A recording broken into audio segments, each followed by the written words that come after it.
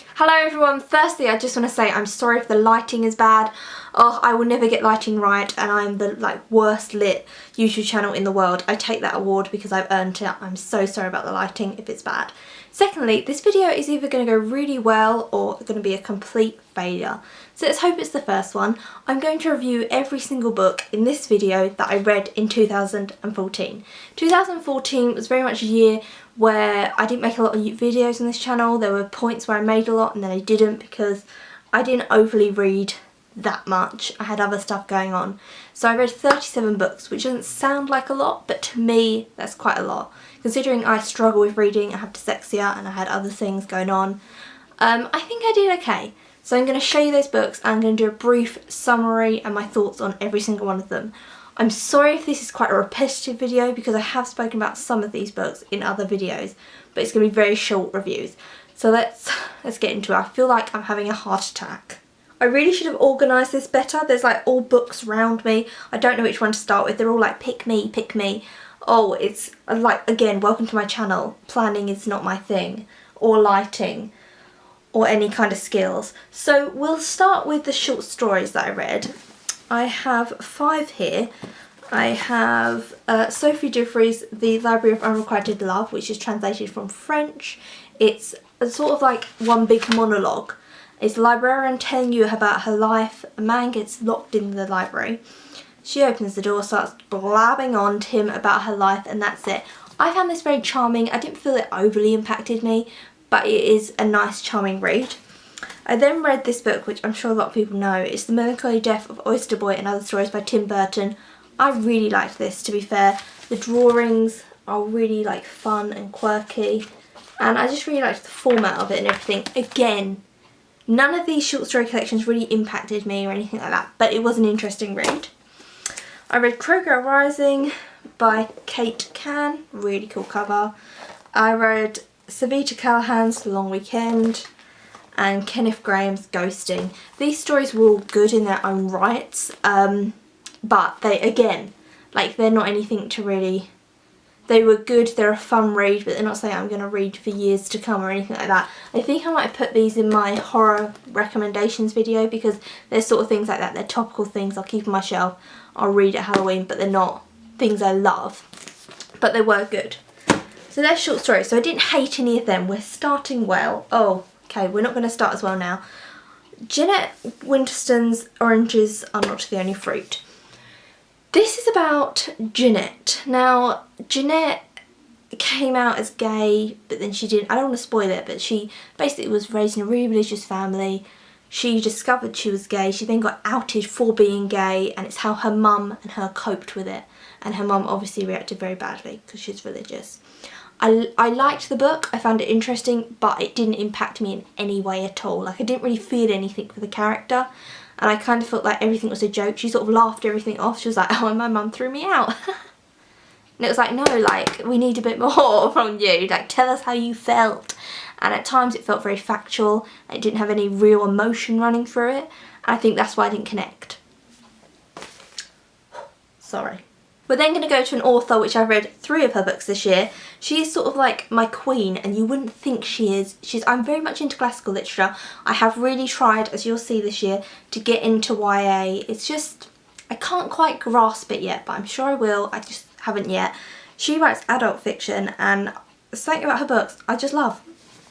It's Jodie Picoult. I just love her books. They're never any slushy or chick lit, and they're definitely not easy to read. Sometimes the stuff they're talking about, this one here, this is my favourite Jodie Picoult. This is The 10th Circle, and this is about a 14-year-old girl who comes home and tells her parents she's been raped by her ex-boyfriend. It's deep and it's heavy, but Jodie Picoult's writing is one that you always trust her. You know she knows everything about the characters. She knows where she's going. She's not going to leave you on a cliffhanger. It's told by the girl's point of view, it then flips to her dad and her mum's point of view. And then at the beginning of each chapter it has these comic book things, which is what her dad writes. And throughout the whole thing, her dad's a comic book illustrator, and his comic book is about trying to get his daughter out of the 7 circles of hell. So if you don't know the 7 circles of hell, it's something to do with Dante, and each circle stands for a different thing. So I don't know, jealousy or greed, whatever they stand for, and you go into each of them before you go into hell. And so his comic book trick is his daughter's going through each one and he's trying to stop her so he can take her back home. That is phenomenal with the storyline, because she's kind of slipping in a way, because something obviously awful has happened to her, like horrendous. She's slipping away from him, and it's that kind of him trying to get her back. Oh, it's such a good book. Then I read Jodie Picoult's A Change of Heart, which is a very complicated storyline, but then it's not once you read it. So a girl needs a heart transplant. Her sister was killed when she was a little girl, and her dad was killed as well, but it was her sister's stepdad. And the girl now needs a heart transplant, and the only person that can give her that transplant is the man that killed her dad and her sister. And her mum has to make that decision whether she's going to go through with it or not and everything. And it follows basically her mum coming to terms with this turmoil, and then the killer and him in jail, and he talks to his priest a lot. And the priest wants to know what happened, because you don't know if the man did it. Like, the evidence is all there. It's all there, and maybe he sexually abused this little girl. It's awful. And if you are Christian, I think it would really sort of play on your values, and it would maybe make you think. Like, I'm sure if you're Christian, you're not going to be like, oh, well, now I don't believe in God. Like, obviously you will, but I'm just saying it would be very interesting, so maybe just bear that in mind. I then read Lone Wolf. Oh god, I cried. Also, I don't know why this book's so big. It's just paperback. I don't know. But, oh god. So, a man he raises wolves. He then is in a car accident, and his daughter and his son, his estranged son, who is older, have to decide whether they're going to turn off his life support or not. And the doctor's saying he's not responding, he's not coming back. The girl is underage to make that decision. And so it's down to the boy, but then it's kind of not, because he's estranged from his father, so everyone's a bit like, do you really know what your dad wants? You haven't seen him in years. And you find out why he's estranged from his father. Oh god, it's so good. Next is F. Scott Fitzgerald, The Great Gatsby. Didn't enjoy it. Unsubscribe. I didn't enjoy it. I did a video recently telling you that I didn't enjoy it, and yeah, quite a few other people didn't. I just don't understand why he's great. I thought the writing at times was absolutely stunning, so I will definitely be going through F. Scott Fitzgerald's works. Now this one is a very exciting one. It's my first and last graphic novel I've ever read. Calling Dr. Laura, a graphic memoir. Sorry, my voice has gone very high pitched. This is by Nicole J. Georges.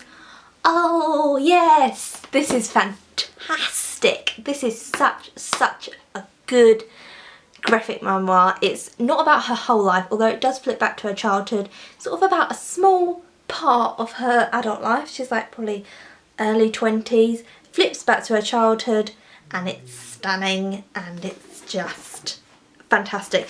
Nicole J. Georges wrote this, and obviously it's about her life, and she also illustrated it, and the illustrations are stunning. They're these pencil drawings.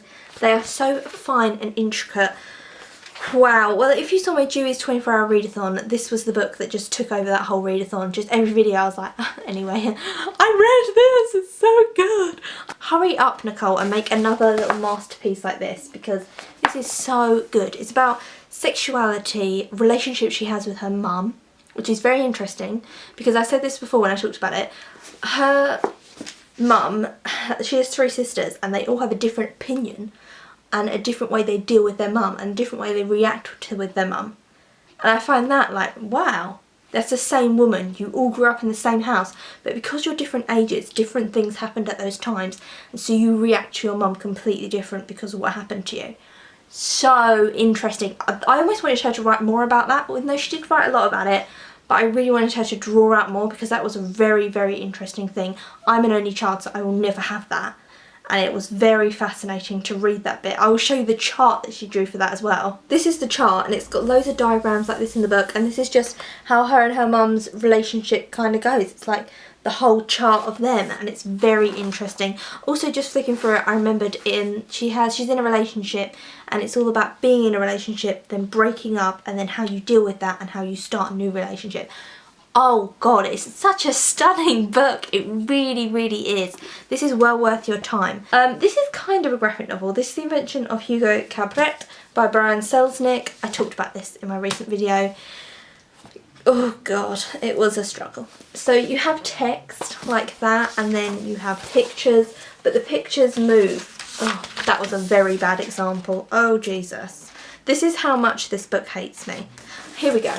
So you have a picture, and then you have another one, and it's kind of like watching a film, because the pictures are flicking along, and then you have a bit of text. It's about a boy who has to fix clocks, who has a mechanical man who he wants to fix, because maybe his dad left him a message. Don't. Without the pictures, this would have been horrendous. This was made into a film. I do not know. I need to see the film, because I do not know how they did it. Such a plotless story. I couldn't believe it. The drawings in it, stunning. The whole idea of drawings to text, amazing. The actual story, no. What? Like, oh, I know this sounds quite a harsh review. There was nothing, there was no story. There was nothing in this. Sorry about that, someone just came in, but bottom line, didn't enjoy this book. I thought it was plotless. I then read Alice Walker's The Colour Purple, perfection. This book, Alice Walker is perfection, this book is perfection. Yeah, it's just stunning. Basically, it's about, you follow a girl called, I keep on pronouncing her name wrong. I keep on calling her Cecily, but I think it's Celie. And it's just about her life, basically. I don't want to give you too much. She's a black girl, and then she grows up and follows her whole life, actually. And it's about the brutality she's shown from men, and it's stunning, and you will weep. And also she is so lovable. That's the thing about it as well. She is lovable 100%. So it starts and she's writing letters to God. So the whole thing is in letter form. Nothing deviates from these letters at all. And then she starts writing to someone else later on, and they write back to her, and that's like an interesting thing as well. But I'd say we're really just, you know, following Celie, to be fair. It's just a fantastic book. This is a really nice edition of it. It broke my heart and shattered it. The Burial Rites by Hannah Kent, I thought was okay. It's about, I read this like quite early on in the year actually, where in northern Iceland, it's 1829, a woman is condemned to death for murdering her lover. And she basically, from what I can remember, has to go and stay with a local family in their house because she can't stay in a prison for some reason, so it's just about her living in this house with this family and how they cope with her. And obviously they don't want a criminal living with them. Her name's Agnes, I remember that. They don't want a criminal living with her, and they kind of warm to her, and she becomes one of them. And it's about like how we're all human, and maybe people do things for certain reasons, or maybe they don't. And yeah, it's very spoilery. Every review that I've seen of this, someone's spoiled it. So don't watch reviews on this because you will be spoiled. To be classed as historical fiction, I've read better. The book I'm going to show you in a minute is a lot better than this in historical fiction. It was okay. Like, it was fine. I'm not going to reread it. I'm probably going to give it to a charity shop. I didn't hate it. What a review! I didn't hate it. I didn't hate it. This is the other historical fiction book that I read this year, which I loved and sort of blew Burial Rites out of the water. This is Girl with a Pearl Earring by Tracy Chevalier. Now this is classed as historical fiction as well, because this picture here is by somebody called Jonas Vermeer. Sorry if I've said that wrong. He basically drew this picture, and Tracy took literary rights to make up a whole story about it, and this girl was a maid at his house, and they would sneak up to like his little work area, he would paint her, but his wife didn't know. It's good. It's a lot better than that, because the main character in it, Greet, you will love. Like, seriously, I'm telling you now, she's your new best friend. She's fantastic. She has so much heart and soul, and yet she's not perfect by any means. She makes mistakes, and I love her. And she's very honourable and noble, but not in a kind of like Katniss, everything's black and white kind of way. Like in a, no, like I know I shouldn't be doing this, but I want to. And I'm human, and so I'm gonna do it. Ugh. Love it. And now to like not so much of a good book. Get ready to unsubscribe again. I know everyone loves it. The Five People You Meet in Heaven by Mitch Albom. Didn't enjoy it at all. I found This is about a man who dies, and when he goes to heaven he meets 5 people that have impacted his life in some way. That's it. Or he's impacted their life in some way and he didn't even know them. Oh god. Fantastic. As I've said, the best premise for a book I think I've ever heard. The execution, I didn't understand, and it was just a war novel to me. It was a good war novel. That's what this is. Oh, and one I hated. The Hidden Cottage by Erica James. That's all I'm going to give that. I'll link down the review that I did for it. Yeah. Did not enjoy that. Oh dear. And then read Snow White, the Brothers Grimm. This is the illustrations by Camille Rose Garcia. Camille Rose Garcia is God. She is fantastic. These are her drawings, and she's done, I believe she's got one coming out in March with something to do with Cinderella. That's going to be fabulous. She's done this, and then she's done like other collective workbooks. Oh, look at it. It's just stunning. The actual story by Brothers Grimm is incredibly boring. Buy it for the artwork. It's very, I like the Brothers Grimm, but it's very repetitive. Like the Disney version is she gave her an apple, she put her to sleep, blah.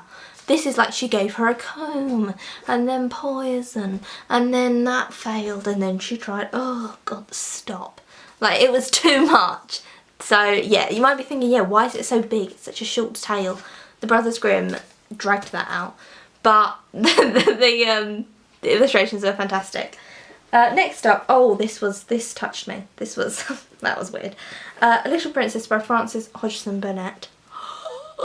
It's about a little girl whose dad has to go off to war. She's lived in India. She then comes over to England, gets put in a boarding school. Bam! Her dad maybe is dead, and then she has to become a maid, and it's so sad. But she is like really good at pretending, and it's okay, although halfway through it I thought I was going to have a breakdown. I was just like, this can't be happening to her. But no, it is really good. I ripped it at the back. I don't even know why. I had to rage or something. I've like peeled the paper off it. But no, this is really, really good. I wish I'd read it when I was younger. Next up is 2 Roald Dahls. I've got Roald Dahl's Charlie and Chocolate Factory. Enjoyed it. I really like Quentin Blake's drawings. Like that's just the bottom line here. Quentin Blake, I prefer than Roald Dahl. It's James and the Giant Peach. I got this massive illustrated version because obviously I like Quentin Blake's drawings. So I wanted a big version. There you go, you can see them there. He's done them in this beautiful watercolour, absolutely stunning. This is one of my favourite pictures. I then read The Merciless by Daniel Veiga, which I've already said the production value on this is fantastic. This needs to be made in a film. The like marketing synopsis would be, this is about a new girl who comes to a new town and she gets in with the popular crowd and they think a girl in their class is possessed and they try and help her. That's not really what it's about. It's about jealousy, it's about teenage girls, and it's about spitefulness of certain people. Fabulous book. I would like to say we're nearly done, but we're far from being done. Next up is Wicked by Gregory Maguire. I didn't get the fancy bit with the green pages. I painted that myself with watercolours. Living life is what I spent my teen years doing. This is the story of the Wicked Witch from The Wizard of Oz. It's like her side of the tale, and why does she really become evil? I really did enjoy it. I did. I found it's a grower. It's something you read and you kind of think, oh, that was okay. And then you think of it and you think, oh no, actually that was really good. He created the world of Oz phenomenally, like, wow. And there's even like a map at the front of mine. It's a book that I feel like in years to come I'll still remember. Even though now I'm not impacted with it greatly, it's something that will stay with me, which I think is a great thing. I then read 2 Arthur Millers. Arthur Miller is maybe my favourite author. By maybe I mean he is. I read All My Sons by Arthur Miller. Wow, this is really good. I've done a more in-depth review, so I'll like link that. This is phenomenal. This is really, really good. And all those books that are like family saga and stuff like that, they are nothing compared to the family saga in this. Maybe someone in your family has killed a group of soldiers and those soldiers were from your town. That's a family saga right there. This is fantastic. I then read The Crucible by Arthur Miller. I enjoyed it. Again, I've done another review that'll be linked. I found it a bit shouty. At times I found like everyone was talking really loudly. This is about the Salem witch trials, and it's told from like inside the Salem witch trials, so it's not told by the media, which is obviously what we get because we don't live in Salem. It's really good. It's a bit shouty though at times. It's a bit, a lot of noise, which I'm sure it reflects the time. Then, onto a bit of YA, at last, finally. Dorno Porter's Paper Aeroplanes. It's a coming of age story about two unlikely friends. One of them's very like the cool kid, bit of a rebel. The other one's really uptight. Me. Really good. I'm not going to say really good one more time, otherwise I have to punch myself in the face. Fangirl by Rainbow Rowell. Interesting read, I would say. I did a whole video on it just dedicated to this, and I absolutely loved the book at the time. I'd say now I still do love it, but I don't know if I'd rush out and buy the sequel. I feel like it's a one-off book. It should never be made into anything else than what it is. I don't think it should be made into a film. I know those people do, but I think the magic is in with the book. I then read Alice, I always say Kuipers, but like I don't know what that is. Life on the Refrigerator Door. This is told of a series of notes between a mother and daughter. That's what the whole entire book is. Let me just show you this. So the whole book is just really short notes and doodles, and it never deviates away from that. And something happens to the girl's mum. She's going through something, and it's how they deal with that through the letters on the fridge door. I would say it's a very emotional book. It's not a comedy book. It has a few elements of like comedy within it, but it is a very sad book, but it's also a really real book, and that's what I personally enjoyed about it. Really good, but very sad book. Then let's stick to the YA for like a little bit longer, shall we? I think I only have one more, and that's John Green's The Fault in Our Stars. Really enjoyed it. I really liked the two main characters. I think that's why it worked. It's about a girl going through, she's got cancer, and it's about her going through that, but then it's really about, she meets a boy at a support meeting group, and it's really just about their relationship and like, you only live once, let's enjoy our lives, let's fall in love. And yeah, it's really good. I really love the ending as well. I would say people that don't like the ending, I really enjoyed the ending. I thought it was good not to try and make it into a Hollywood ending. It was a very good book for that. Then we have a bit of YA, Jane Austen. Oh no, that laugh. This Jane Austen's Persuasion, really enjoyed it. This is her shortest novel. The title is very self-explanatory. So a girl falls in love with a man. All her family persuade her not to marry him because he is below her class. Then years later he comes back, he's all successful, he's the big I am, yep, look what you missed. And it's about whether they're going to get back together or not. And he sort of pretends that he doesn't know her. He's like, oh yeah, I knew her once. Meh. Meh. And it's really good. Girl Instructed by Susan Kaysen. This is about Susan's life. When Susan was 18, she went to a mental hospital for 2 years. And for personality disorder, borderline personality, one of them. And it's just about her time there. Everything is like chaptered. So you have, this is called Keepers, this chapter, and it's all about the keepers, and checks is another chapter. It's all about, they have like 15-minute checks and daily checks. And she also got her medical notes, her official medical notes, which she was able to put in the book. I must also say that she put herself in the mental hospital. The doctor said, I think you should go into hospital, and she said okay. So she wasn't like sectioned, if you know what I mean. She volunteered herself. And I think that makes it a lot more interesting. It's one of those books that you just can never get a second one. Like, you'll never get a second book as good as that. It would just stay on the shelf where I keep all the books that I love, and I'll just go, oof, and I'll read it every now and again. And it's not a book that can also be overread, because I've been reading it a lot recently, and it's a very short book, as you can like see there. Very short. How many pages is this? Like 161, and yet it impacts you, and never get tired of it. Very good book. We've got Stephen King's Misery. We are nearly done actually. Stephen King's Misery.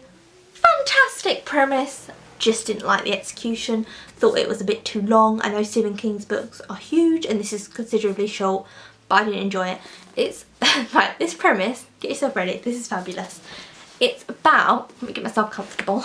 It's about a man who writes mystery novels. His car gets like hit off the road. He then wakes up in a woman's house. He recognises the woman. It's Annie. Annie is his #1 fan. She's obsessed with his novels. She says, I'm going to nurse you back to health. He says okay. She finds a manuscript of his newest book in the boot of his car. He's going to kill off the main character. She loves the main character in those books. So she tortures him until he writes her the book she wants, and she wants a book where the main character, like all these other books, she doesn't want the main character to be killed off. So she says, I'm going to keep you here, I'm going to torture you to write me that book. What? That is such a good premise. But I felt like it did have good bits in it, and there was a lot of filler though. It was like a good bit, and then like filler, more pages. But I would say Annie is one of the best characters in literature. She is phenomenal. And then, this was maybe one of the first books I read this year. Mary Higgins Clark, Where Are the Children? Mary Higgins Clark's work writes like crime, mystery books. And this is about a lady whose children go missing, but like years before this, her children were killed by her ex-husband, and everyone thinks that maybe she did it. Oh, premise very good. The women in the story very weak. I did a review on this. This was maybe my first book video that I ever did on this channel. Very weak women. All the women were just useless, just sitting around crying, and then it was like, we need the men to help us. It was just very misogynistic. Oh, we're nearly done. Next up we got P.L. Travis, Mary Poppins. Fantastic book. I've spoken about this maybe too many times. There's a review for it down below. I've just bought the completed series, which I just showed in my book haul. Absolutely love it. So much better than the Disney version. It's phenomenal. She is a wicked, sinister old winch of a woman, and she's not even old, but she like acts it, and she's fabulous. Harper Lee's To Kill a Mockingbird. Why haven't I read this sooner? Again, got a video on it. Phenomenal book. A Room with a View by E.M.Forster. Really good again. Again, I took this to France. This is quite a tattered book now because I took it away with me, but I really enjoyed it. I've spoken about it a lot on this channel, so I'm not going to speak too much, but all I will say, it's about a girl who is a very prim and proper English girl. She goes to Italy on holiday and she meets someone in Italy who completely changes her life, and then she comes back to England and sort of thinks, wow, like I want to go back and have the adventure that I had before. I don't want this life. Really, really good. It reminded me also a little bit of Jane Austen, just the sort of structure of it, of this like years passing and stuff like that, and someone coming back into your life. It reminded me a lot of Persuasion by Jane Austen. And then last but not least, I have Love Letters to the Dead by Dellaira, and this is a very good book to end on. This is a YA book, but it's phenomenal. Like this book, I think about it sometimes. I'm just sitting there and I'm like, I want to know how Laurel is. I need to know if she's safe. I'm obsessed. So this is written in a series of letters. The letters are to dead people. So we've got people like Kurt Cobain, Amy Winehouse, Janis Joplin. This is about a young girl called Laurel who will tug at your heartstrings because she's incredible. Her sister May has just died. You don't know why. You know that Laurel blames herself and that Laurel is crushed by this. So she goes to a new school, wants a fresh start, and it's about her having that fresh start, and you find out what happened to her. My favourite book of 2014. There you go. This is my favourite book of the year. My camera is completely full. I hope you enjoyed this video. Feel free to subscribe, and I hope I have many more great books to read in 2015. I'll see you very soon.